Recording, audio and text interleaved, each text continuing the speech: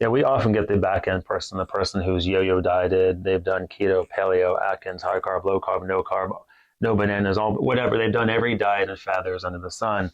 And it would be great to get them before they spend 10, 15, 20 years of that up and down, because what we see is metabolic damage with those people often if they've had um, the extreme weight loss and weight gain repeatedly.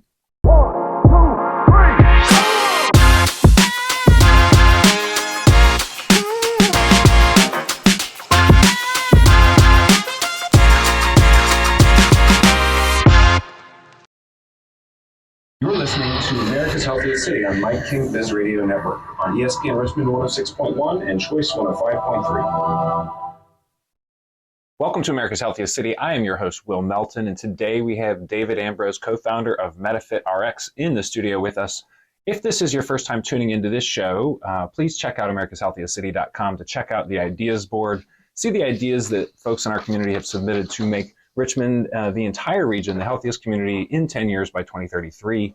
Leave your comments on those ideas, leave your own ideas behind. And if you represent a nonprofit, a business, a government institution, or an academic institution, please check out what it takes to become an ambassador. We encourage everybody to take that step. It doesn't cost anything. And we only ask you to put your strategic decisions through the filter, which asks, how will this decision make our community healthier? So without further ado, I will welcome David onto the show. Thank you, David Ambrose, from MetafitRX, for joining us. Thank you, Will. We're proud members of America's Healthiest City already. So you are. I'm so excited to get you into the studio. You were one of our early ambassadors. We actually started the program prior to the start of the year, so we had some folks, and you were one of the early ones who joined us, so thank you. Thank you. I didn't realize we were near the beginning. That's good, good to know.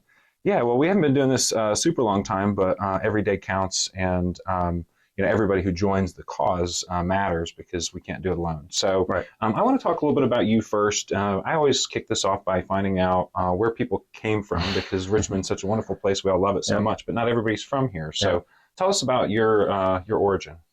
Pretty new here. We arrived here right after the pandemic began, end of 2020. But I'm originally from Pittsburgh, ended up a little African layover in the South, in Namibia in 2003, came back to the States, moved to DC for 16 years, and came down to DC after our second child was born right before the pandemic began. And then the pandemic hit, and long story short, ended up from coming down to this area. My in-laws are down here. That's what brought us down here, and close jaunt to DC. So I ended up here in Richmond in October of 2020. Okay, so you're a new transplant. Yeah, new transplant. So the most important question I'm asked today is, why are Pittsburgh Steelers fans so obnoxious? You ride off the coattails of those 4 Super Bowls from when I was first born, and that's really what it is. I mean, you go to the city and people are still like Terry Bradshaw, Frankie Harris, Mean Joe Green, or like it's as if they're walking around. So I apologize. We are annoying, but we kind of have this deal to back it up. So for a show on ESPN, this is the most we'll talk about sports today. Right. We're excited to kind of delve into your history, because MetafitRX is a multifaceted business that we'll get into in a minute. But as we talk about fitness and nutrition and individual health, which is not something that we've talked a lot about on the show, I want folks to know, who you are and how you got into this. So. You came out of, you went to school in Pennsylvania, and then you came into DC as well, American University. Tell us a little bit about school and what happened right after that. Well, I actually went to undergrad for accounting, and after about 2 weeks in school, I was like, no, this isn't me. Switched to marketing, ironically. So did my undergrad back, it's been a while now, in the 90s.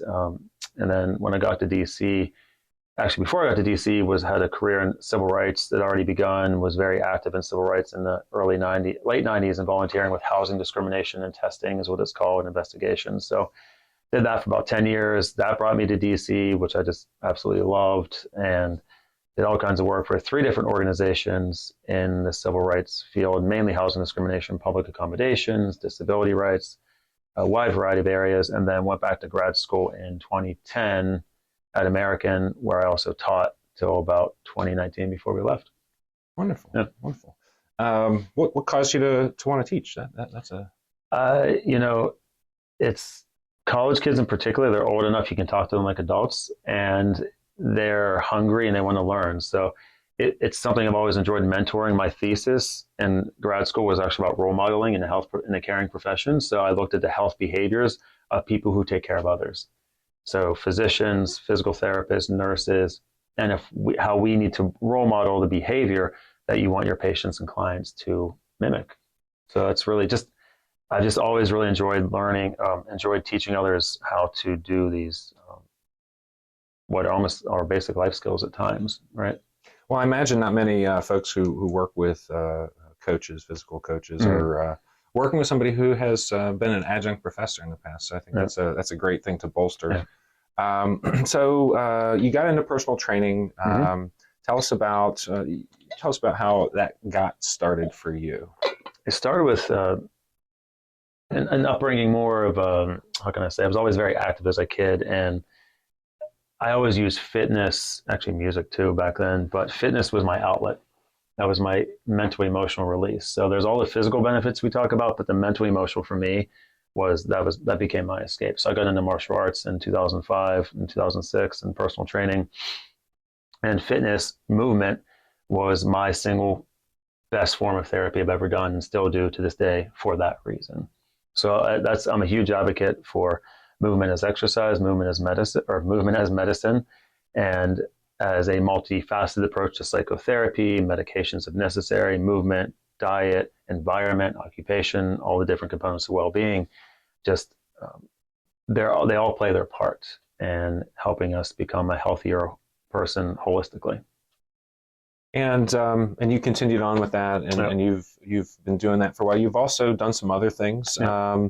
Tell us a little bit about coaching folks on their financial futures. I got into financial services during the pandemic, and the reason I did is because I'd seen three observations, particularly with training people and coaching people and being in their homes, at times working with them in that sort of way for in-home clients, that three areas of health and well-being were always the most prevalent that I noticed that people would always repeat. And it would be physical health, mental and emotional health, and the third one was financial.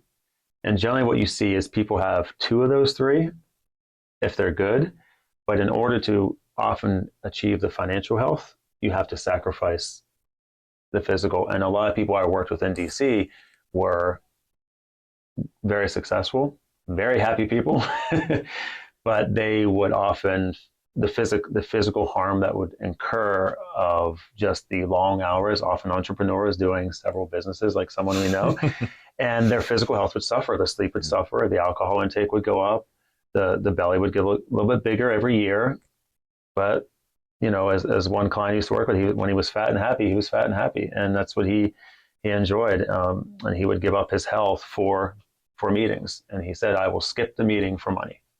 Or I will skip the exercise for money. Yeah. And it was something we always battled on and work with. And I'd get him in, we'd work out 5 days a week, 6 o'clock in the morning, because that's when he could do it. Because there was no networking meeting, no business meeting at 7 o'clock in the morning.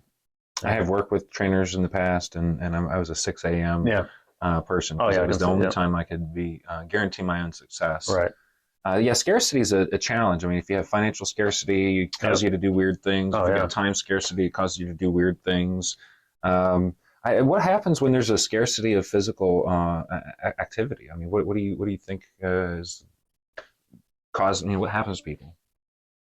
To me, it's a domino effect. If you're not moving, as a person who's been in jiu-jitsu, Muay Thai, and the martial arts world for a long time, I would say it's like when someone's choking you out, I don't have time to be sad, right?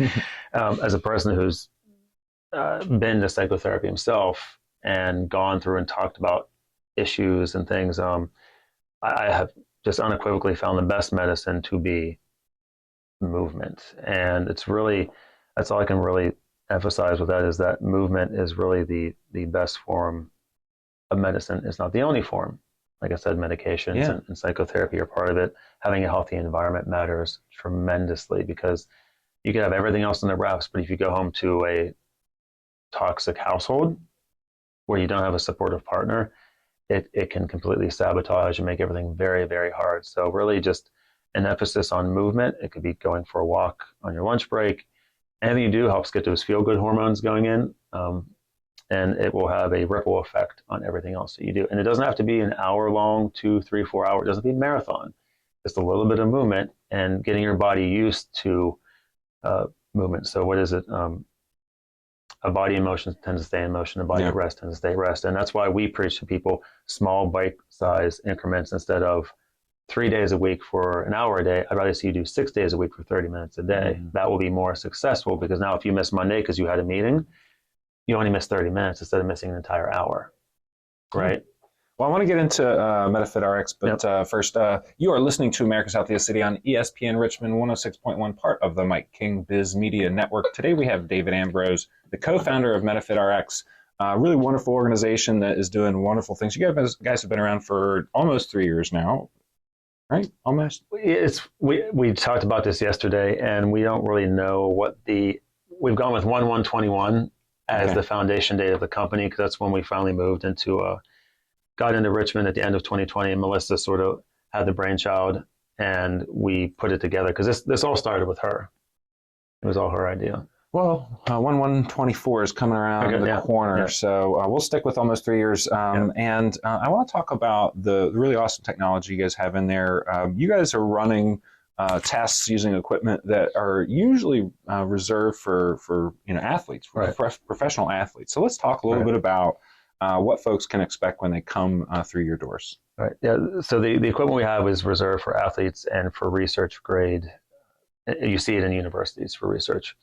Not generally available to the public, except for in a handful of major cities. So when people come through the doors, we do a few things, and our big differential is the DEXA scan. The DEXA scan is the body composition tool. It's the gold standard in the industry. It tells us your precise amount of muscle mass, body fat, and bone mineral density. And when people think of a DEXA scan, or maybe they've heard of it, they think of 65-year-olds old or older, osteopenia, osteoporosis screening. That's one purpose of it, but we use it in a non-medical way. We do get a score, so we can give this report to you to take to your physician.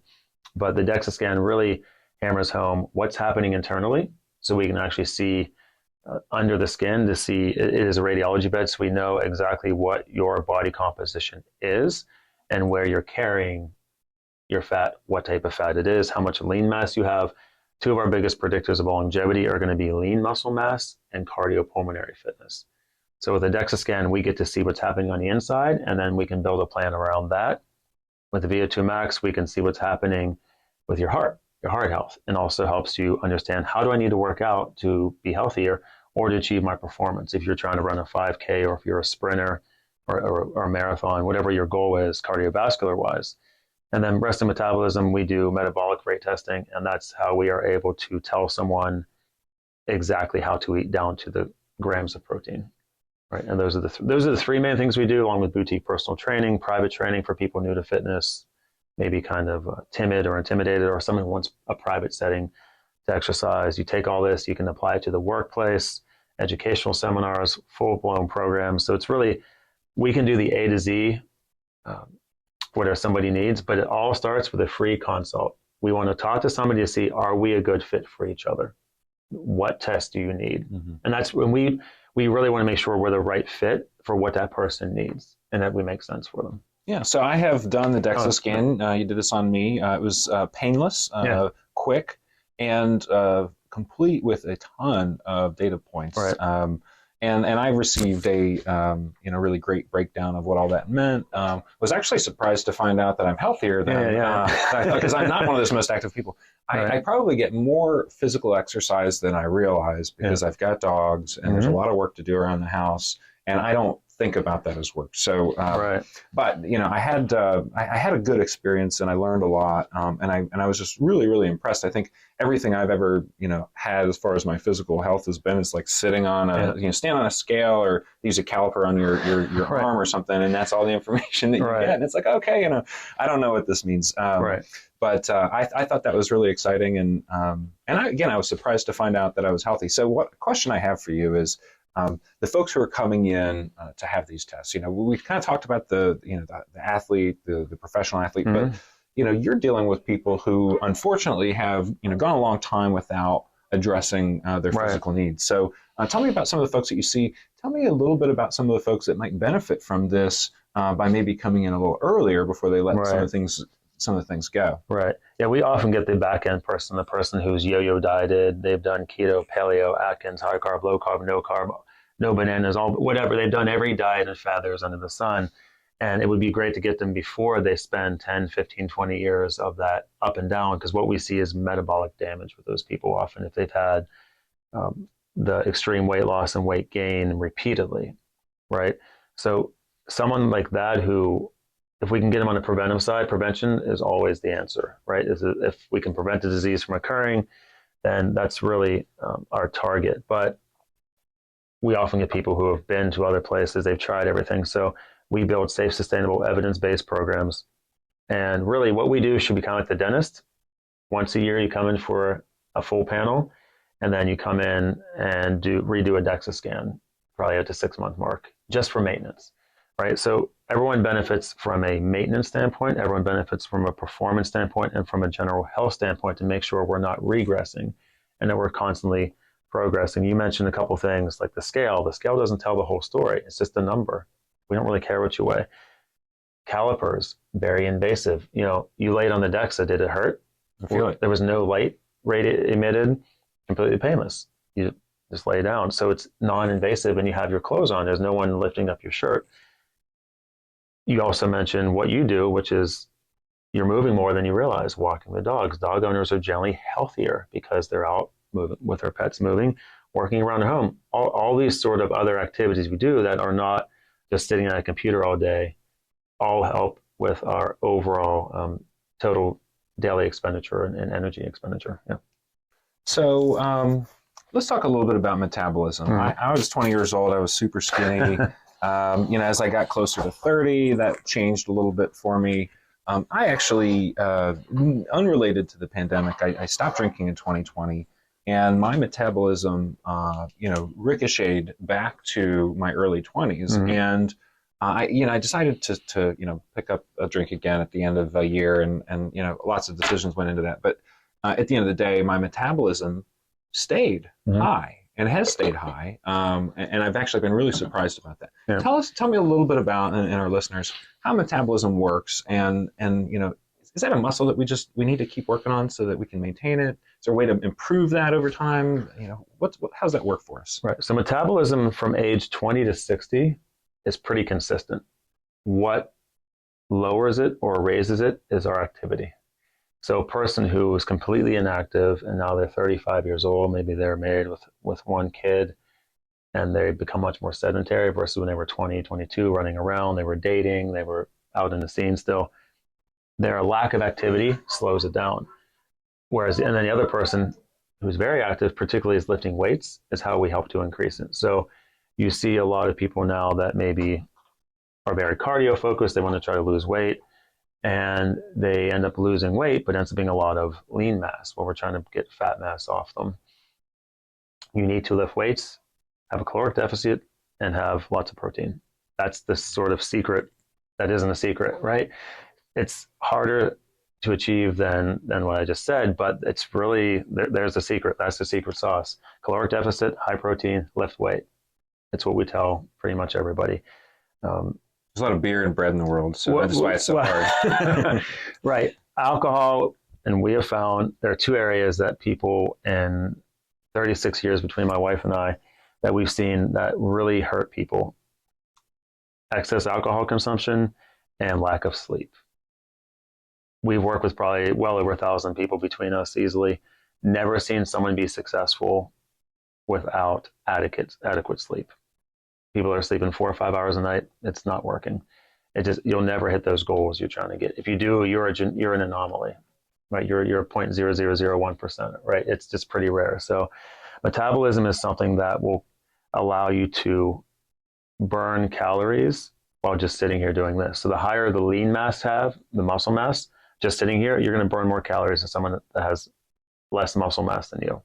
So the emphasis on lifting weights and building. I've been lifting weights for 23 years. Look how swole I am. I'm not.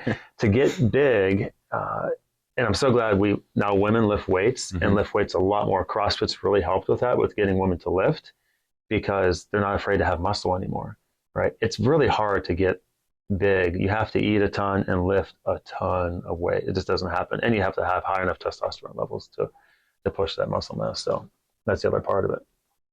Thank you for listening to America's Healthiest City on Mike King Biz Radio Network. So we don't have all the time in the world. Yep. We keep talking about MetafitRX. I do want to let folks know where you're at. But before we do, I want to talk about some of the other things that you're doing here in the community. You've assembled a pretty notable group of health practitioners and working to connect folks in small business. And tell us a little bit about what that looks like, and who gets involved in that. How does that work for your business? How does it work for the other folks who are involved? Right. So I've been doing a lot of networking since we've been in Richmond, and I quickly noticed the lack of health, fitness, wellness providers in networking. There's almost none. There's very, very few. And whenever I've been able to meet people who have the health and well-being outcomes of their patients and clients as front of center, but that's their goal, they're much more likely to refer, right? So we started last October. It'll be 1 year. This October will be the 1 year anniversary of Synergy Fitness Networking of health, fitness, wellness providers, physical therapists, physicians, registered dietitians, personal trainers, massage therapists, everybody that can come in and help fill that part of the client or patient journey to do the part that they really excel at. So it's really all about finding the right provider, the right price point, the right geography could be a factor too. And it's really about making everybody healthier, making Richmond a healthier city, kind of like with what your initiative is doing. And that's the end goal, is whatever it means, whoever the best provider is, let's get them to that person and get them the help that they need.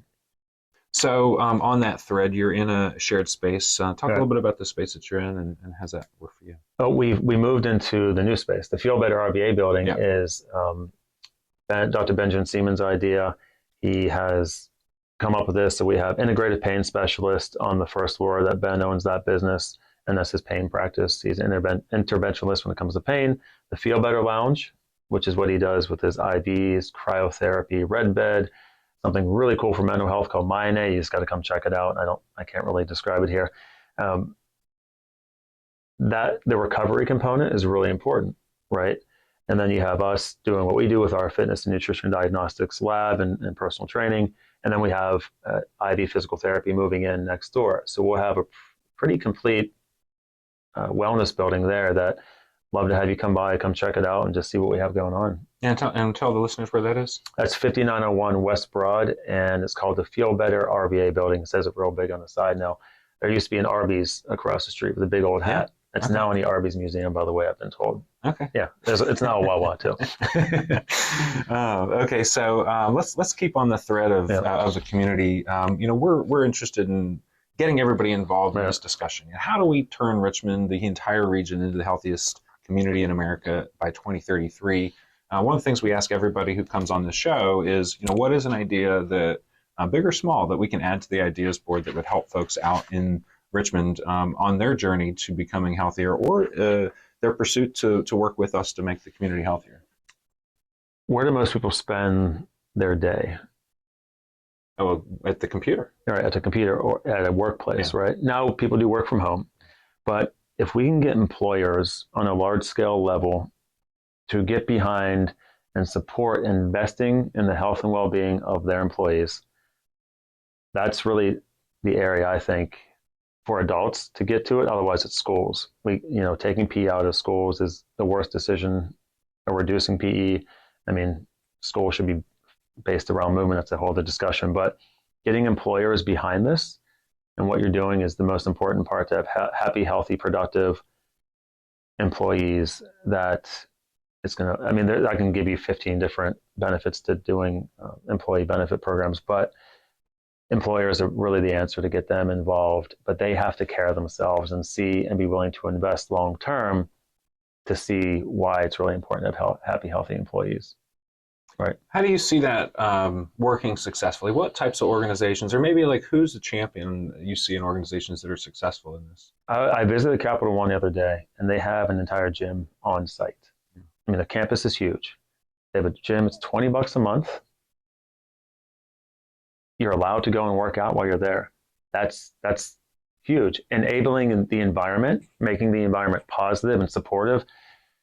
Because having the gym is one, but will your manager let you go work out if you want to go? Or are you going to be like, Will keeps leaving it? Well, Will does his work, right? Will is actually more productive when he can focus better now that he went to the gym and got a sweat on for an hour, or 10 minutes, 30, whatever it is. So that's been one of the best case scenarios. Obviously, it's a massive company, but people like that can lead the way, and then other companies can follow suit. Smaller companies can do it with allowing people to take walks, partnering with local gyms nearby, bringing people on site to your employees. There's a lot of different ways you can get creative to help your employees be healthier, because once they get home, husband, wife, kids, spouse, partner, the dog, it's just things become chaotic, right? So doing it where you spend the most of your time is probably the best way to make the biggest impact for adults. Kids, it's the schools.